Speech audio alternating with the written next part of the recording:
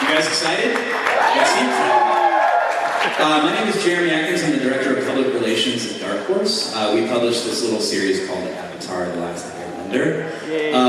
And to my left, I'd like to introduce the writer of this series, Mr. Gene Yang.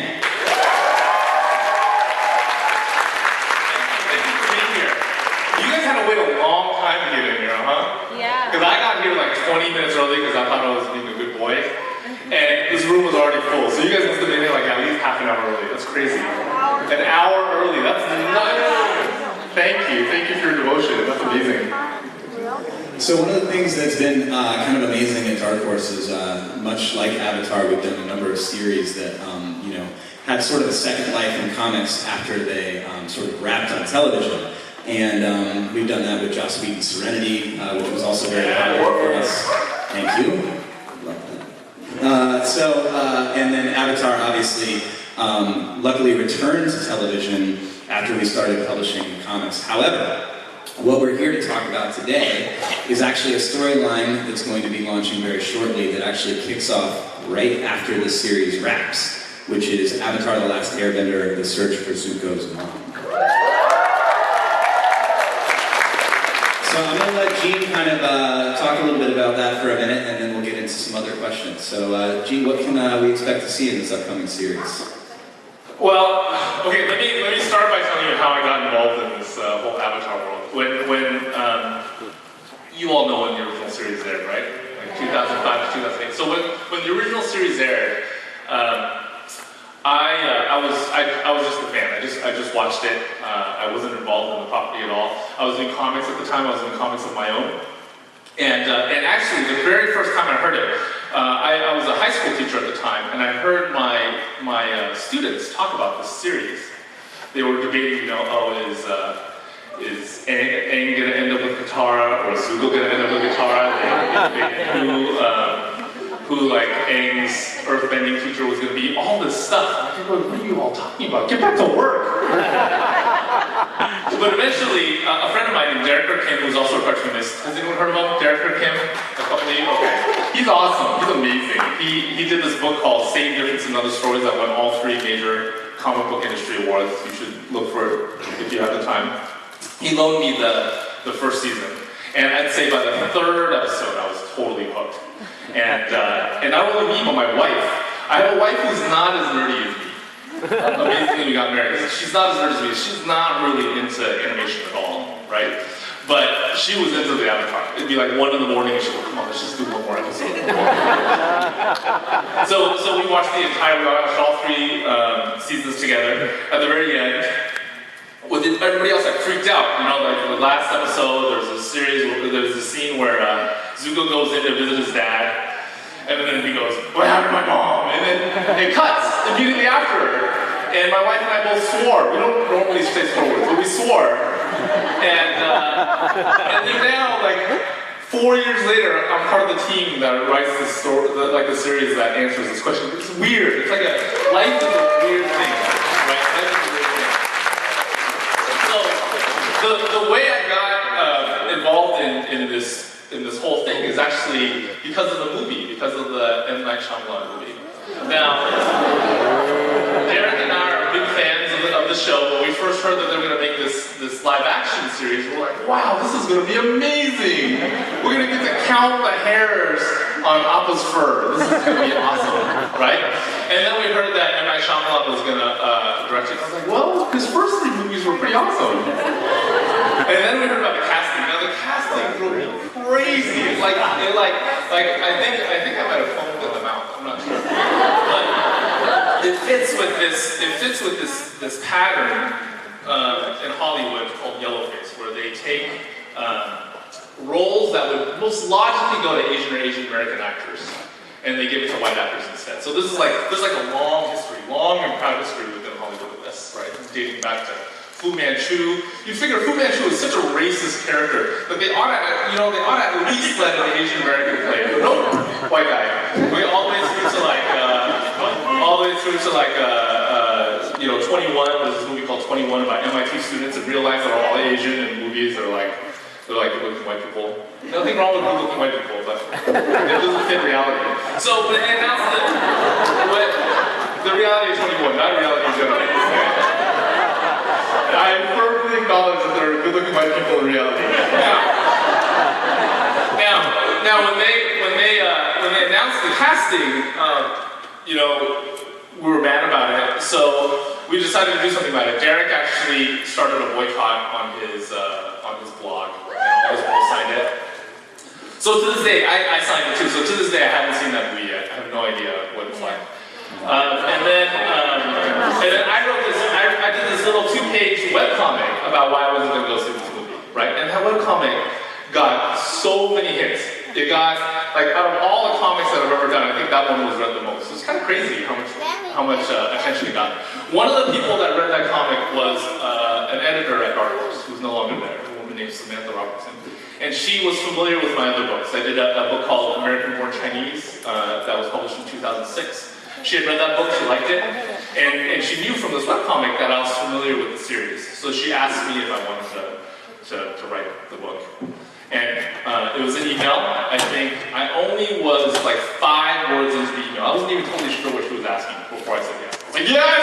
And that's how I got hooked up. That's how I got hooked up with Coincidentally, that was all of our reaction at the office when we heard you were writing it as well. Yeah, it's been kind of a crazy thing. It's been really crazy to get so deeply involved in the Avatar world. It's an amazing fan base. I mean, you know, with my other books, people read it and people like it. With Avatar, people, you know, watch the movies, they read the comics, they like it, and then they live it. Then it becomes like a lifestyle. You know what I mean? So it's a totally different thing. It's been amazing. Now, to answer the original question that I was asked. It's funny, you actually answered like 5 other questions I had for you. Sorry. So, what's going to happen with Zuko's mom? We decided not to start the comic book series by answering this question. First of all, because I think I was intimidated, and second, we also wanted we wanted to do like the comics equivalent of an establishing shot. You know what an establishing shot is in movies? You know, normally when you have a scene switch, you'll have one shot that shows the location of the new scene. We wanted that for the comic book series. So that's what the promise is supposed to be. It's supposed to give you an overview of what the world is kind of like and the tensions that are running through this post-war world. The Search, which is the series that's going to answer the question what happened to Zuko's mom, that's going to be much more personal, a much more personal story. And actually, the beginning of The Search came from a proposal that Mike and Brian did for Nickelodeon a few years ago. So originally, they wanted to do a television movie called The Search that would answer the question of what happened to Zuko's mom. So one of the first things that they sent me when I started working on these comics was their proposal to Nickelodeon. Now that proposal was actually rejected by Nickelodeon. I'm not sure why. Maybe they're not into, I don't know, maybe they're not into TV movies, maybe they're not into moms, I don't know why. So it was rejected. But that proposal ended up being the bones of the comic book series. And as we're writing this comic book series, you know, all of the books that I've done so far for Avatar, they've all started with a conversation between, in the beginning it was between Mike and Brian and me, and some editors at Dark Horse and some editors at Nickelodeon. More recently, it's just Mike and me. Mike and me will get on the phone, we'll have this long conversation, I'll do an outline, and then we'll go back and forth on the outline, and then I'll do a script, and we'll go back and forth on the script for each book. For this one especially the backstory stuff, we went back and forth a lot. Mike and I went back and forth a lot. And there were pieces, like, when Mike would present me pieces that would leave me a little bit flabbergasted as a fan. I'm sure if you've read The Search Part 1, you know what I'm talking about. There's a revelation in there. When I got that in my email, I stood up and I went to take a walk because I needed to look through it. So the promise was pretty collaborative. The Search is really collaborative. It's been pretty amazing to be able to work with Mike in such an intimate way. Yeah, I mean, actually, back to that. You know, when you first were brought onto this project, were you introduced to the creators right away, or was it a while before you started actually having direct contact with them? No, they interviewed me before I got approved. Yeah. So What was that like? So, Samantha sent me like the book that you guys did. So Dark Horse did this amazing Art of Avatar: The Last Airbender book. Have you seen it? And so she sent me that. I was like, wow, I can't wait to work on this. And then she goes, yeah, you have to talk to Mike and Brian now. If they like you, we'll hire you. So I got on the phone. I was really nervous. I had all these notes. Immediately after they picked up the phone, I couldn't read my notes anymore because I was so nervous. And then about 2 sentences in, I said, okay, so what happens if it goes wrong? And then they kind of laughed it off and then redirected the conversation. So you know the feeling that you got when you watched the very first episode of Korra? And Zuko's mom was brought up. That's how I felt in that conversation. Yeah, it was pretty amazing. We went through all the major characters. They basically asked me what I thought would happen to each of the major characters after the war, and the conversation went from there. So obviously, with some of your previous work, like American-born Chinese specifically, obviously you're someone who's very head-on addressed what it means to be an Asian in America. There's a lot of themes that sort of underlie in the series as a whole in terms of just sort of American folklore and things like that. Has that been sort of an influence on your writing when actually taking on the comics, or has that been something you considered or thought about on a pretty regular basis, or? Yeah, American-born Chinese, for those of you who haven't read it, it's about, it's an exploration of the Asian American identity, what it means to be an Asian American, and more generally, what it means to be an immigrant's kid. When I did American-born Chinese, I'd been doing comics for about 5 years, and I've always had these Asian American protagonists, but their culture, their cultural heritage never really played a part in the story. So that's what American-born Chinese is. It's me wanting to talk about cultural issues in a very direct way. Now, doing that comic actually got me interested in cultural issues, specifically in the meeting of East and West, and how Eastern and Western cultures sort of interact with each other. I really feel like Asian Americans aren't completely Eastern and we aren't completely Western. We're kind of a melding of the two. And that's part of why I was attracted to Avatar: The Last Airbender as well. I mean, it's this American cartoon produced by 2 American animators, created by 2 American animators, produced by an American animation studio, by Nickelodeon. But it's very heavily Asian, it's very, very heavily Asian. It's like, I would say it's kind of the way the Lord of the Rings is English, that's the way Avatar is Asian. Each of the 4 cultures within Avatar pulls very heavily from real-world Asian or Inuit cultures.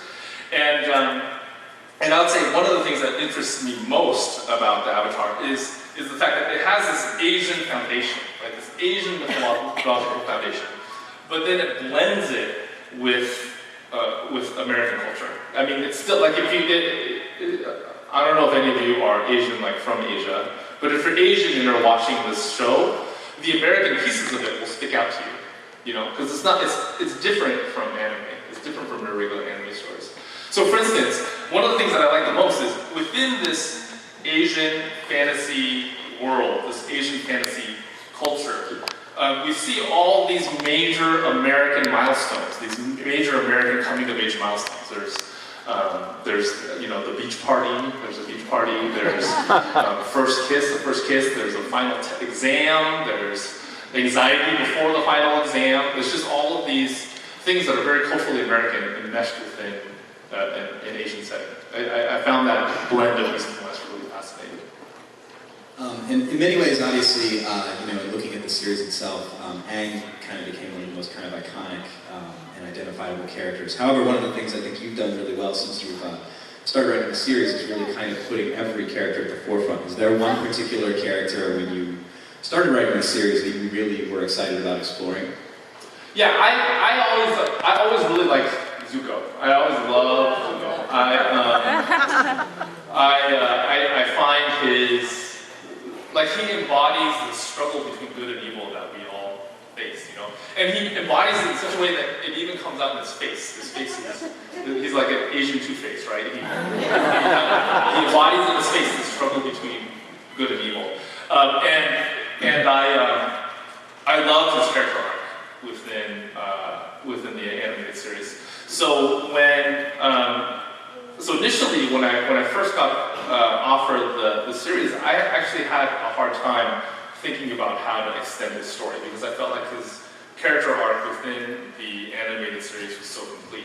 And one of the pieces of advice I got was, well, you know, when people develop, it is often 2 steps forward, 1 step back. It's the struggle. It's not like you make a decision and you're good and then that's it. You know, even within the animated series, he takes 2 steps forward, 1 step back. So within the promise, we wanted to make it seem like he was taking a step back, but ultimately it turns out that he was kind of onto something. He was onto something about the way a new multicultural world was going to work. So that was my entry. When I was watching the show, Zuko was my favorite. In writing, I think Toph is my favorite. Toph is like I barely have to write her. She just kind of screams at me and then I just watch. And then actually the same question, were we to do a Legend of Korra comic, which I'm not saying we are or aren't, is there any particular character that you would really look forward to writing, given that opportunity? I like Golden.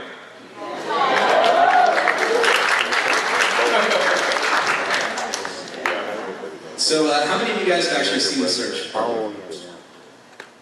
So a few of you. We've got actually a few pages here to show. Actually, there's a cover from, is that part 2? Yes. You might even have part 3 as well. Hey, look at that. So that's actually the first time we've shown that off. And it sounds like you guys like it, okay? We also have a couple preview pages to kind of show you here if you haven't seen The Search Part 1. So we haven't talked about the artists yet. The artists are this team called Gurihiru. Supposedly there are 2 ladies living in Japan, but given how quickly they can get this art out, and given the fact that, like, if you go on the website, they do all sorts of things for both the Japanese and the American market. I have a hard time believing it's just 2 ladies. I think it has to be like a team of people, dude. It's like I can't imagine how 2 ladies could be so quick. 2 people could be so quick. So one of them supposedly does all of the penciling, and then the other one does all of the inking and the colors. And between the 2 of them, they've done all the books so far. Yeah, and actually, that was a question I was looking to ask as well. So obviously, Gurihiru is sort of kind of removed in terms of like direct collaboration in this process. What's that like to work with an art team that you're not really talking with as directly? Yeah, this is the first time that I've worked like this. I've done a few other graphic novels where I've been just the writer and somebody else has done the art. And in each of those cases, the artist was a good friend of mine. Like, we would hang out and talk over lunch. And I also knew them well enough that if they do something bad, I felt like I could tell them, man, that hand sucks, you gotta redo that. Gurihiru, I've never met. I don't even know I think we've interacted directly through Twitter once, maybe twice. But everything has been through a translator, through the editors at Dark Horse, and through a translator. The Japanese is their primary language, so communication has been a little bit difficult. Even so, I'm kind of amazed at how well we track. You know, it seems like they're able to take, for a lot of the pages, they're able to take what was in my head and not only put it on the page, but also make it way better and way nicer and fancier and better than books. Well, that's what's interesting too. Is, I mean, you know, obviously, comics is usually such a collaborative process when you're not actually doing both the art and the writing. So it's interesting, you know, to see that what you're trying to get across still is able to come through with a language barrier, a culture barrier, and really no direct contact at all. Yeah. So, and in terms of, first of all, I do want to take a moment. Anytime we ever talk about Avatar, I do want to recognize, as James mentioned already, Samantha Robinson, without whom there would not be Avatar comics. So you guys should all call her out on Twitter and tell her that she's awesome, because she is. Actually, I don't know if she's on Twitter. If she's on Twitter, I'll find out what it is. You should tell her. Okay, but Dave Marshall, who has been the editor, who has kind of taken over and been working on the comics. How's that process been? Do you guys work a lot directly, or is it more with the creators and then you kind of bring the ideas to Dave? How much input does Dave actually have? It's been great. Dave is awesome. Actually, all the people who've worked on this comic have been really amazing to work with. There's Joan and Kate over at Nickelodeon, it seems like everyone kind of has a feel of where the comics need to go, and we're all kind of just pushing in that one direction. I would say for Dave, I'd say he's primarily been a facilitator. Like if something doesn't make sense within a script, he'll call that out. But and in the beginning, when we like for the first books where we all talked together, he threw out some ideas. But more recently, the genesis of each book has really been a conversation between Mike and I. So Dave has been more of a facilitator from the side, like somebody who throws out ideas. And how about on the Nickelodeon side? On the Nickelodeon side too. On the Nickelodeon side, I'd say there are two halves. There's the editorial half. They'll call things out that aren't clear, that don't make logical sense, and sometimes they'll offer solutions. But they do it in a really gentle way. It's totally unobtrusive. And then there's this other side that's the legal department, I think, and they do things like you can't say kill, you have to say end. So that's different. Or you can't say death. You're not allowed to say death. Do you know that? You have to say doom. You can't say death. So anytime I've ever been in front of a panel this packed, I'm assuming a lot of you guys probably have questions you want to ask. Am I right? How many hands want to ask questions? Not as many as I expected. Oh. Well, what's that? We'll be doing that later at the Dark Horse booth. I'll give you that information later, I promise. So I'm going to go ahead and start taking a few questions from the audience. I'll start with you back there.